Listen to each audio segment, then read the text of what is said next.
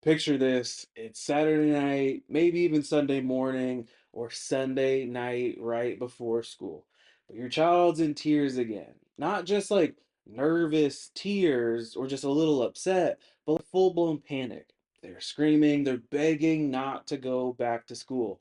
And you've tried everything. The visual schedules are on the wall, there's the reward chart that's filled out. You talked to their teacher, you adjusted their morning routine, you practice some deep breathing exercises together, but Monday morning still turns into a 2 hour battle just to get dressed. And this is what your pediatrician tells you. Just give it a few weeks. It's an adjustment period. It's normal. And your child's therapist said we need to work on some coping skills and some anxiety management. The school counselor suggests maybe we need a 504 plan with some more accommodations. And you've done all of it. But here's what nobody's telling you. It's not a behavior problem, and it's not an adjustment period issue. This isn't even an anxiety disorder that needs better management. This is a brain and nervous system problem. And until you understand what's actually happening in your child's brain and their body during transitions, you're going to keep spinning your wheels with strategies that literally cannot work because the foundation, their nervous system, isn't there. So this video is for the exhausted parent who watches their child completely fall apart every single time that school starts back up after a break. You've been told that your child just needs more time, more structure, more therapy, more medication. But deep down, you know that something else is going on. This is for parents of children with autism, with ADHD, anxiety and sensory processing disorder, and even kids without a diagnosis who just struggle intensely with transitions. If your child was relatively okay over the holidays and then completely crashed out when school resumed, this video is for you. So in this video, you're going to discover the real neurological reason why your child can't handle that back to school transition. You're going to learn why all the behavioral strategies, the therapy techniques, and school accommodations aren't working and what's missing from every conventional approach. And we're going to break down exactly what's happening within your child's autonomic nervous system, why their gas pedal is stuck and their brake pedal is offline, and most importantly, how to address the root cause so that all other strategies can actually work. So let me tell you about what we see within our office every single January. Parents are coming in completely defeated. They'll say things like, we had the best December, the best Christmas break. My kid was laughing and playing with their siblings and cousins, sleeping well, on a routine, and then January 3rd hits, and it's like a switch flipped.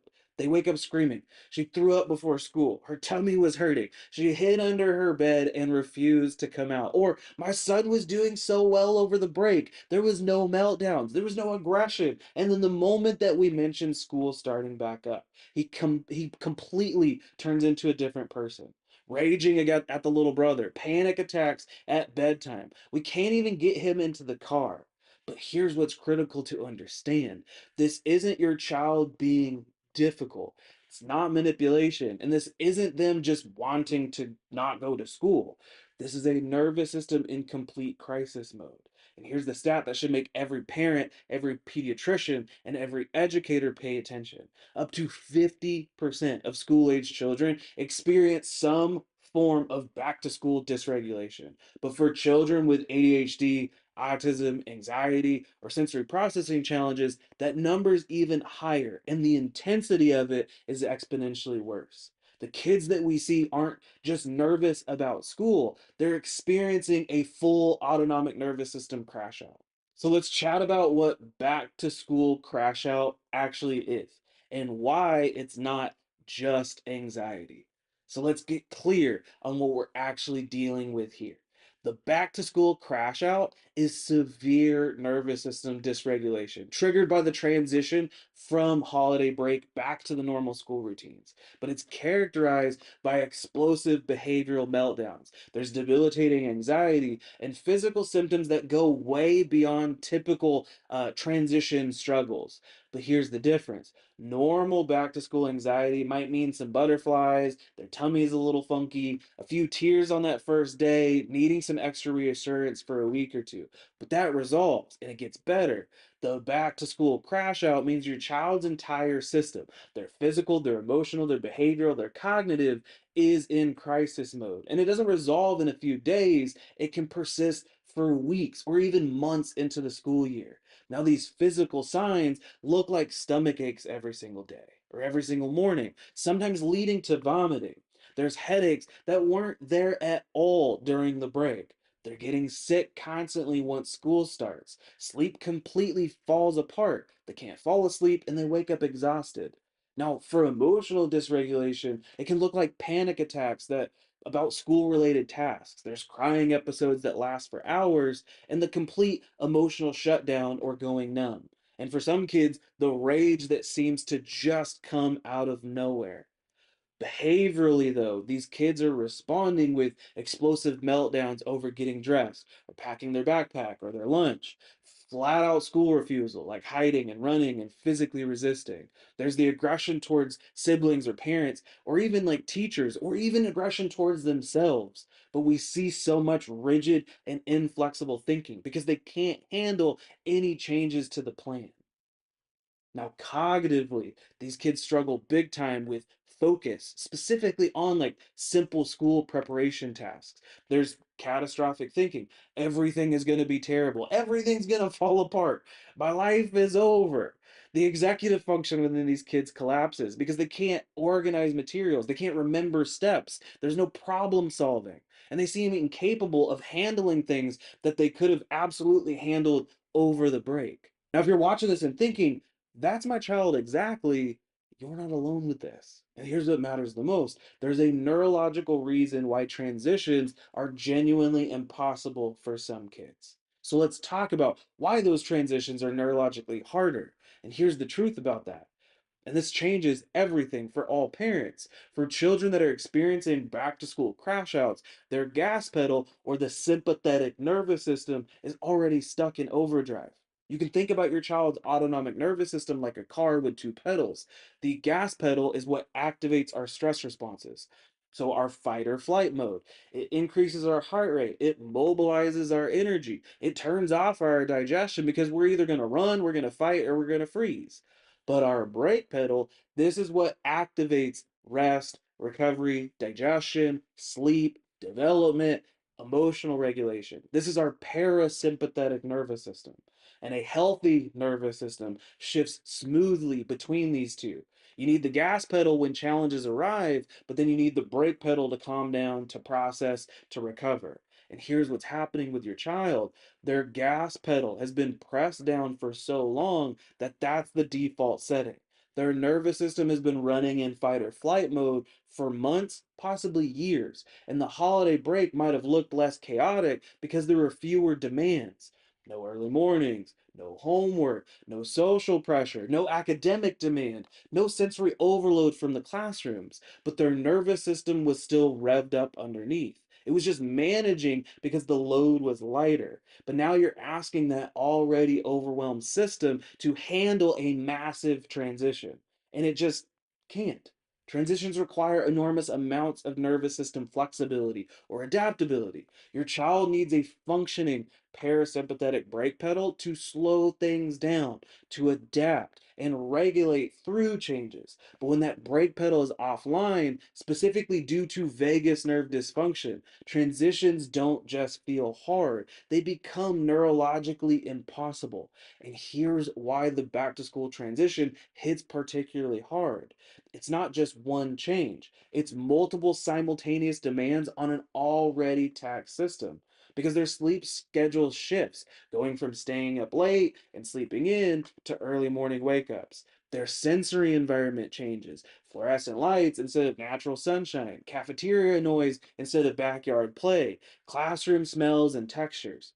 There's the social navigation requirements. They have to start reading social cues. They're managing peer interactions. They're following group instructions. The social demand is so much higher at school than it is at home. And academically, we see significant changes because the performance pressure gets back on. There's homework, there's tasks, they're sitting still, they're focusing for extended periods. The academic demand or the cognitive load increases when it wasn't there during the break. And then there's new routines and expectations. There's different teachers, possibly, different rules, different structure. It's a whole new routine. And for a nervous system stuck in sympathetic dominance, gas pedal stuck on, it's not just stressful, it's a complete system overload. And here's what's critical to understand: this didn't just start with the back to school anxiety, that vulnerability was there long before. So let's talk about the perfect storm that created this vulnerability. Because the nervous system dysfunction didn't just begin January 1st or January 2nd or that weekend right before school starts back. It began much earlier, often during prenatal development, during birth, and the few years of life. Now, at Haven Family Chiropractic, we call this the perfect storm because it describes how a series of events and stressors accumulating in early life create a cascading effect that disrupts normal nervous system development. And there's four components that appear consistently. There's prenatal stress, so maternal anxiety, or even depression, or chronic stress that exposes baby's developing nervous system to elevated cortisol and stress hormones. The baby's nervous system is essentially programmed to expect a stressful environment before they're born. Secondly, there's birth trauma. With interventions like cesareans, forceps, vacuums, extended labor, or even the medications during delivery, this can create physical stress and chemical stress specifically to the baby's upper neck or the upper cervical spine and the vagus nerve pathway. The pulling, the twisting, and the pressure during birth, while often medically necessary, can actually affect delicate nervous system structures at the base of the skull. And it's not about blame. It's about understanding the physical consequences of these interventions. Third, we have the early childhood stressors. The months following birth often bring colic, reflux, constipation, frequent ear infections, and significant antibiotic usage. Each adds stress to a vulnerable system.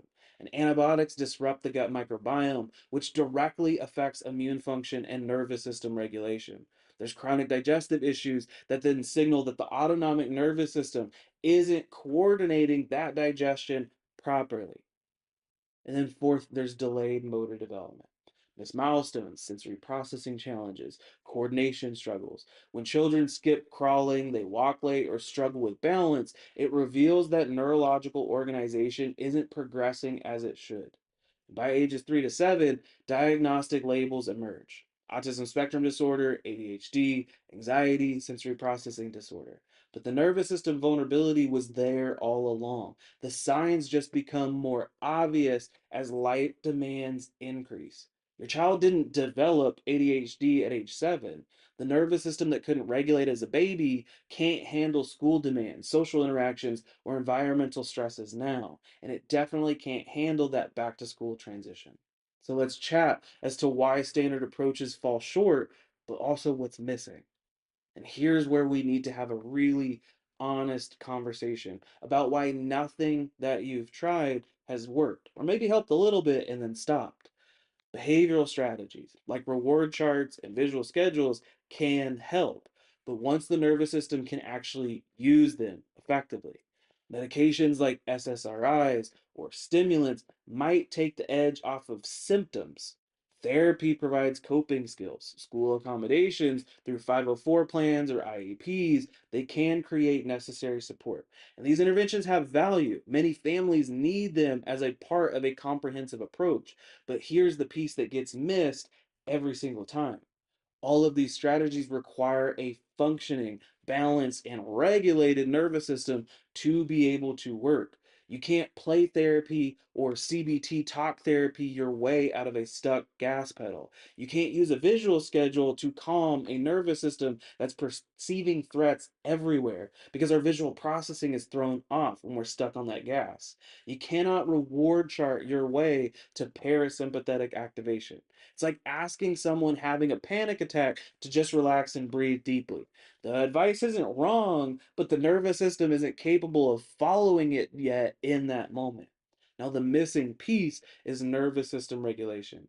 That has to come first. When we see families in our office who have done all of the right things with minimal results, the perfect sleep routines that don't produce actual rest, organizational systems that children just can't follow, exercise that doesn't calm, study spaces that still lead to meltdowns. They've tried everything and nothing sticks. Then they address the nervous system, and suddenly everything works. The sleep routine actually produces sleep. The organizational systems make sense. Exercise calms instead of just exhausts them. The study space becomes usable. It's not what the strategies were wrong, it's that the nervous system couldn't utilize them. This is what I want you to understand. Your child isn't choosing to be difficult, and they're not manipulating you. They're not just anxious, they're stuck. Their nervous system is stuck in fight or flight. No amount of behavioral intervention, therapy, or even medication can actually address that root cause. Because the root cause is a nervous system that's stuck on stress. Or the chiropractic word that we use is subluxation. And this often begins with birth trauma, compounded by early life stressors. Now, this dysregulation or the interference affects how the entire body functions and adapts because communication between the brain and the body becomes disrupted. And the autonomic nervous system struggles to shift between our sympathetic gas pedal and the parasympathetic brake pedal states. Our vagus nerve can't function optimally. Now, at Haven Family Chiropractic, we use the advanced insight scanning technology to objectively measure nervous system function. And we can see exactly where your child's nervous system is stuck. These aren't just subjective observations. These are measurable patterns showing sympathetic dominance, the gas pedal stuck on, vagus nerve dysfunction, and stress overload. And then from that, we then create a customized care plan using neurologically focused chiropractic care to release the stuck tension, to restore vagus nerve tone, and help your child's nervous system remember how to regulate.